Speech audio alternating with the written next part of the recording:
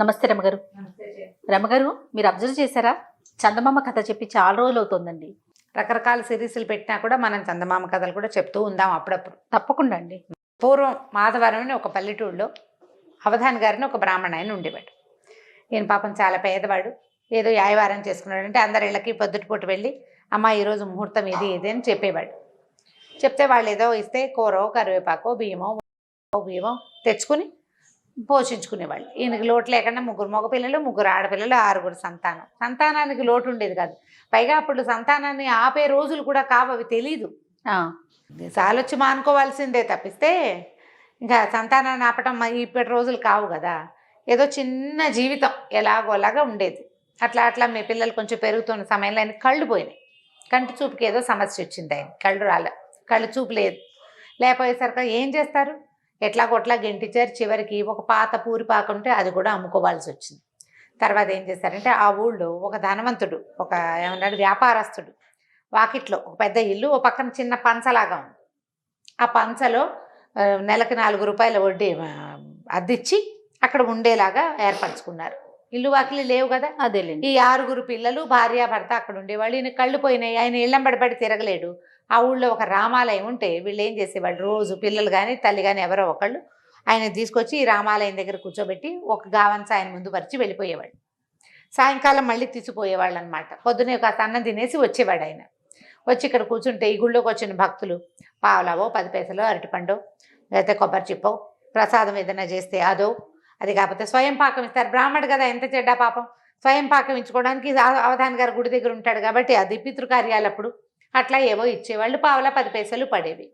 దేవాలయంలో దండం పెట్టుకుని సాయంకాలం అయ్యేసరికల్లా పిల్లలో తల్లో ఎవరో ఒకళ్ళు వచ్చి ఈయన పడిన వస్తువులు మూట కట్టుకుని ఆయన చేత్తబుచ్చు తీసుకుపోయేవాళ్ళు. రోజు ఇట్లా కూర్చునేవాడు. ప్రతిరోజు దేవుడికి దండం పెట్టుకునేవాడు. ఏమిటి నా పరిస్థితి, కనీసం పిల్లలైనా ఎక్కి రావాలి కదా, ఆడపిల్లల పెళ్ళిళ్ళు ఎట్లా చేస్తా ఈ జీవితంతో దిగులు పడేవాడు. పెద్ద పిల్లల్లో 2 మగపిల్లలు కొంచెం పెద్దవాళ్ళు అయ్యారు. వాళ్ళు కూడా ఓ పావలా తెచ్చేవాళ్ళు ఏదో చిన్న పని చేసి. ఇంతమంది ఉన్నారు, 6-8 పొట్టలు నిండద్దు. ఇవి నిండాలి, పై సరుకులు కావాలి, మరి ఇంటి అద్దె ఇవ్వాలి, కష్టం కదా పాప. మరి అట్లాగే గెంటుతూ ఉండేవాడు. ఒకనాడు ఏమైంది, ఎవరు తనని తీసుకెళ్ళడానికి ఇంటి నుంచి చాలా లేట్ అయిపోయింది. ఆయన సాయంకాలం అయ్యేసరికి తీసుకెళ్ళిపోయేవాడు. చీకటి పడితే నడవలేడు కదా. అయితే ఎవరు రాపోయేసరికి నేను చూస్తూ ఉండగా ఏమైంది, ఆయన భార్య ఏడ్చుకుంటూ పరిగెత్తుకుంటూ వచ్చింది. ఏమిటి అంటే ఆవిడ ఏమందంటే, ఏమంటే ఏం చేయాలి, ఆయన డబ్బులు ఈ నెల మనం రెంట్ ఇవ్వలేకపోయాము, 2 నెలలు అయిపోయింది, ఈ కిందటి నెల ఇవ్వలేదు, ఈ నెల కూడా ఇవ్వలేదు, వాళ్ళేమో సామాన్లు అన్నీ బయట పారేశారు, అన్నీ బయటపడిపోయినాయి, ఇంక ఇప్పుడు ఏం చేస్తాము, మన పరిస్థితి ఇట్లా అయిపోయింది అని చూస్తే గావంచాలో 2 రూపాయలు 2 కాన్లు ఇవి ఉన్నాయి, 2 అరటిపళ్ళు, అంతకంటే ఏం లేవు. ఇవాళ భక్తులు కూడా లేరు. భార్య భర్త ఇద్దరు ఏడుచుకుంటూ దేవుడి దగ్గర దండం పెట్టుకుని మెల్లిగా ఇంటికి నడిచి వెళ్ళారు. సామాన్లు లేవు, ఆ పంచల నుంచి బయట పారేస్తారు వాళ్ళ సామాన్లు. వీళ్ళకి అన్నం వండుకునే దిక్కు కూడా లేదు. ఇంటికి వెళ్ళాక ఏం చేశారు, అక్కడ దాకా వెళ్ళి బయట పడేశారుగా. ఆ ఎదురుగుండా ఓ చెట్టు, ఏదో పెద్ద చెట్టు ఉంటే దాని కింద ఒక గట్టు ఉంటే ఇవాళకి పొయ్యి ఇక్కడ పెట్టుకుని వండుకుందామని పిల్ల జల్ల అందరూ కలిసి ఆ సామాన్లన్నీ బయట విసిరేసినవన్నీ ఆ చెట్టు కింద కూర్చున్నారు. ఇంతలో ఏమైంది, చీకటి పడే వేళకి సాయంకాలానికి ఈయనని తొందరగా తీసుకెళ్ళిపోతారు. రాత్రికి వచ్చే భక్తులు ఉంటారు కదా. ఈ సాయంకాలము ఇక్కడ హడావిడంతా చేసినటువంటి ఆ వ్యాపారస్తుడు, ఆ శెట్టి గారు, ఎవరింట్లో అయితే వీళ్ళు అద్దెకున్నారో ఆయన గుళ్ళోకి వెళ్ళాడు. వెళ్ళేసరికల్లా పూజారి గారికి ఏదో చిన్న ఇబ్బంది వచ్చి ఆయన హారతి ఇవ్వకుండా ఇంటికి వెళ్ళాడు. ఈయన బయట కూర్చున్నాడు హారతి తీసుకుని వెళ్ళాలని. ఇంతలో ఏమైందంటే సీతారాములు ఇద్దరూ మాట్లాడుకుంటున్నారు విగ్రహాలు. సీతాదేవి, ఏమిటండి పాపం ఇతను చూడండి ఇట్లా ఉన్నాడు, వాళ్ళని చూస్తే బాధేస్తుంది, అవధాని రోజు వచ్చి కూర్చుంటాడు, పాపం భార్య కూడా ఏడుస్తుంది, ఆ పిల్లలతో ఏమైపోతాడు, పిచ్చి బ్రాహ్మడు, పాపం గుడ్డివాడు కూడాను, కాస్త కరుణించవచ్చు కదా అన్నది. అనేసరికల్లా రాముల వారు అన్నట్టు, కరుణించకపోవడానికి ఏమిటి, ఏదో రకంగా అన్నం ఏర్పాటు చేస్తున్నాము, అతనికి కర్మశేషం, కర్మని అనుభవించవలసిందే అంటే ఆవిడేమంటే కర్మలన్నీ తర్వాత చేయొచ్చు, తర్వాత కాలంలో అనుభవిస్తాడులేండి, కనీసం కాస్త డబ్బైనా ఏర్పరచండి అని ఈవిడ పోట్లాడింది అనమాట. ఇంతకంటే కర్మానుభవం ఇంకేం చేయించాలి, పెద్ద సొంత ఇంట్లో నుంచి పంచలోకి చేర్చాం, పంచలో నుంచి రోడ్డు మీదకి చేర్చాం, అయిపోయింది ఇంకా కర్మశేషం, మీరెవరు చెప్తారో నాకు తెలీదు, ఇతనికి ఏదైనా ధనం వచ్చే ఏర్పాటు చేయండి అంతే అని చెప్పింది అనమాట సీతాదేవి. అనగానే సరే ఈయన ఏం చేశాడు, రాములు వారు ఆంజనేయ స్వామి ఎదురుగుండా కనపడుతున్నాడు. సీతారామ లక్ష్మణులు ఇక్కడ నుంచున్నారు, ఆయన ఆపోజిట్లో ముందున్నారు. ఆంజనేయ స్వామి ఆ. ఉంటాడు కదా. ఆంజనేయ స్వామికి, హనుమ విన్నావు కదా అమ్మగారి ఆజ్ఞ, 1,00,000 రూపాయలు ఏర్పాటు చేయి వీర బ్రాహ్మడికి పాపం అంటే, అలాగే ప్రభు అన్నట్టు ఆంజనేయ స్వామి. ఈ మొత్తం మాటలు వినేశాడు శెట్టి గారు. ఇంకేముంది, 1,00,000 వస్తుంది అవధానికి. ఇప్పుడు ఆయన ఇవ్వన్నాడు, ఈయన ఇస్తానన్నాడు అంటే పడేస్తారనమాట. అంతేగా, డబ్బులు ఎలా వస్తాయి లేకపోతే? సడన్ గా ఎలా వస్తాయి చెప్పు? ఎవరైనా పడేసి అంతే కదా. చేయాలి. వ్యాపారం లేదు, ఉద్యోగం లేదు, పొలం దుంతుంటే ఏదో దొరికింది అనుకోవచ్చు, ఇల్లు కడుతుంటే దొరికింది అనుకోవచ్చు, పునాది తవ్వుతుంటే దొరికింది అనుకోవచ్చు. పునాదులు లేవు, ఇల్లు లేదు, వాకిలు లేదు, ఈయనకి ఎక్కడి నుంచి వస్తుంది? కాబట్టి ఇది కాదనమాట. ఈయనకి అవధానికి డబ్బు ఇస్తారు వీళ్ళే. అక్కడి నుంచి లబలబలాడుతూ పరిగెత్తుకుంటూ ఇంటికెళ్ళి అవధాని గారి కాళ్ళు గడ్డాలు పట్టుకున్నాడు. అయ్యో అయ్యో అయ్యో, మా వాడు అప్పడు దుర్మార్గుడు అండి, మా పనివాడు అప్పడు, వెంకడు, ఇద్దరు పనివాళ్ళు, వాళ్ళిద్దరు కలిసి సామాన్లు బయటపడేశారనమాట. నేనుండగా ఇంత పని జరగనిస్తానా, మీరు ఎంతో మంచివాళ్ళు, వచ్చి ఉండండి, పంచలో వచ్చి ఉండండి అని బతిమలాడితే ఈయనేమో సరే మరి ఏదో ఒకటి కావాలిగా, పంచలోకి చేరారు. పంచలోకి చేరంగానే ఈయన ఏమన్నాడు, 10 రూపాయలు తీసి అవధాని గారి చేతిలో పెట్టపోతే ఆయన, నాకొద్దు, నేను తీసుకోను అన్నాడు. కాదు, పోనీ 10 రూపాయలు చిన్నది, ఈ 100 రూపాయలు తీసుకోండి, చేసిన అపరాధానికి నాకు మన్నింపు కావాలి, ఈ 100 తీసుకోండి అంటే, చీచి డబ్బులు తీసుకుని ఆయన, నేను ఎవరి దగ్గర డబ్బులు తీసుకుని ఎరగను, ఈ ఐవారం చేస్తాను అంతే, నేను నీ డబ్బులు నాకెందుకు నాయన, ఏదో ఆసరా చూపించావు, కాస్త రెక్కాడితే రేపొద్దున మీ 2 నెలల అద్దె మేము ఇచ్చేస్తుంటే, అయ్యో అద్దొద్దు ఏమొద్దు, 100 తీసుకోండి అని ఎంతగానో బతిమలాడేసరికల్లా ఒప్పుకోవాలి ఆయన. ఒప్పుకోకపోతే, అది కాదండి, ఓ పని చేద్దాం, మీరు రేపు మీ పల్లెల్లో మీ గావంసా మీద ఏది పడితే అది నాకు ఇద్దరు కానీ 100 తీసుకోండి అన్నాడు. ఆయన ఒప్పుకోలేదు. నా గావంసాలో పడ్డది నాది, భగవంతుడు నన్ను కరుణించి ఇచ్చింది, రామార్పణం అనుకుంటాను నేను, అది కూడా రామార్పణమే, రాముడే ఇచ్చాడు, అది రామార్పణమే, నీకు ఇవ్వటం ఏమిటి నాయన అన్నాడు. పోనీ 100 కాదు 1000 ఇస్తా, మీకు రేపొద్దున పడేది నాకు ఇవ్వండి అంటాడు. రేపు మీ గావంచాలో ఏది పడితే అది నాదనండి చాలు, మీకు 1000 ఇస్తాన్నాడు. ఆయన ఒప్పుకోలే. అట్లా బేరం 50,000కి పెంచాడు. 50,000 రూపాయలు ఇస్తాను మీకు, పుచ్చుకోండి, రేపు మీ గావంచాలో పడేది నాకు ఇవ్వండి.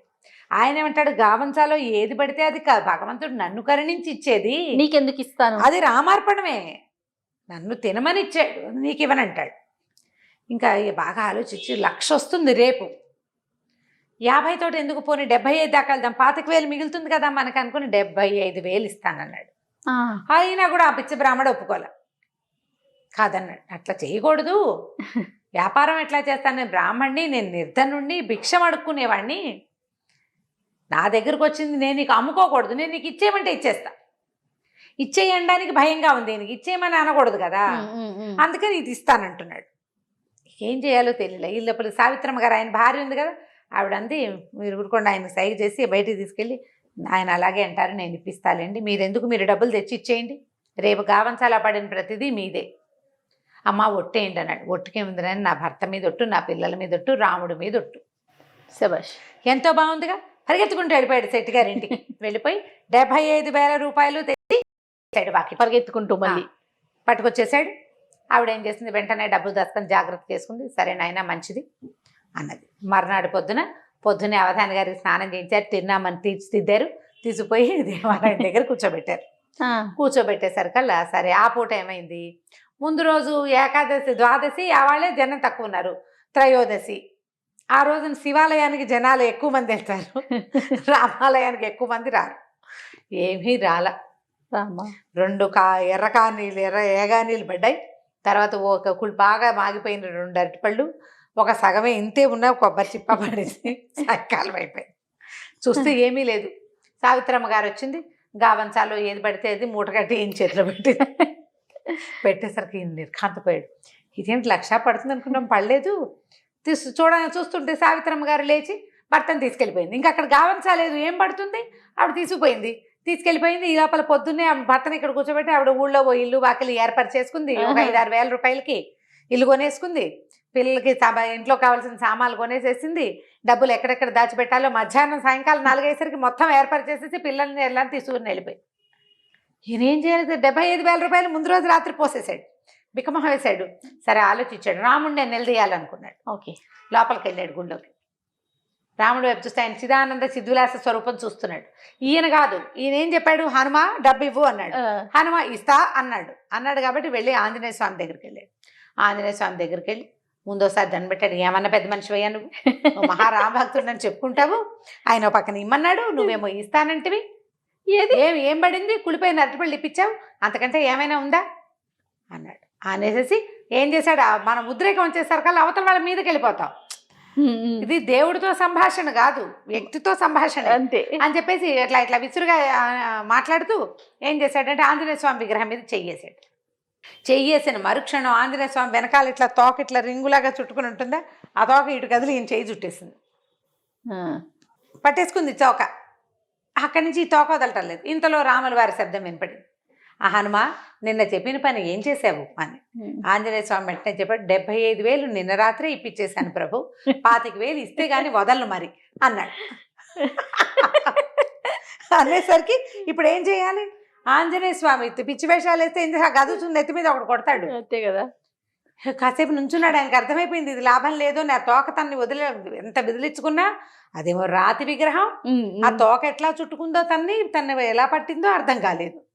ఇక లబోదిబో కేకలు పెట్టాడు పూజారి గారు. అదేమిటండి అలా అయిందంటే అది అలా ఎలా అయిందో తెలీదు. మా పని వాళ్ళని ఎవరినైనా పిలవండి అంటే పూజారి గారు పరిగెత్తుకుంటూ పోయి ఊళ్ళో అందరినీ పిలుచుకొచ్చాడు. మరి ఇలాంటి వింత జరిగితే ఊరుకుంటారు, పని వాళ్ళని పిలుచుకొచ్చారు. ఒరే ఇంట్లో అమ్మగారిని అడిగి ఎనపెట్లో 25,000 రూపాయలున్నాయి, అవధాని గారింటికి పంపించి రండిరా అన్నాడు. ఓకే, ఇంకా వేరే దారి లేదు, ఊళ్ళో జనమంతా చూస్తూనే ఉన్నారు ఏం జరుగుతుందా అని. సరే వాళ్ళు పని వాళ్ళు ఇద్దరు పోయి అప్పడు వెంకడు అమ్మగారి దగ్గరికి వెళ్ళారు, 25,000 తీసుకున్నారు. అవధాని గారు ఇల్లు కొనుక్కున్నారు అక్కడెక్కడో, వాళ్ళు ఆ ఇంటికి వెళ్ళిపోయారు. అక్కడికి పోయి పరిగెత్తుకుంటూ అక్కడ డబ్బులు ఇచ్చేసామండి అని వచ్చి చెప్పాక తోక అప్పుడు తోక వదిలింది. జనం చూస్తుండగానే తోక వదిలిపెట్టింది అనమాట. బతుకు జీవుడా అని వెధవ ఆసిపోతానానికి నాకున్న ఆస్తి చాలదు, బ్రాహ్మడికి 100 రూపాయలు ఇద్దామని లేదు, 4 రూపాయల అద్దెకి వాళ్ళని రోడ్డు మీద పెట్టినందుకు కదా ఇది జరిగింది, ఈ 1,00,000 ఇవ్వాల్సి వచ్చింది. ఊళ్ళో జనమంతా చూశారు. ఇప్పుడు తన అవధాని గారికి డబ్బు ఇచ్చిన సంగతి అందరికీ తెలిసిపోయింది. దాంతో నోరు గట్టిగా మూసుకుని ఊరుకున్నాడు, బుద్ధి తెచ్చుకున్నాడు. మరి అంతే, బుద్ధి వస్తుంది క్రమంగా. కథ కంచకి మనం ఇంటికి. సూపర్ రమ్మగారు, చాలా బాగుంది కదా, ఎక్సలెంట్. ఇంకో స్టోరీతో మళ్ళీ కలుద్దామండి. నమస్తే.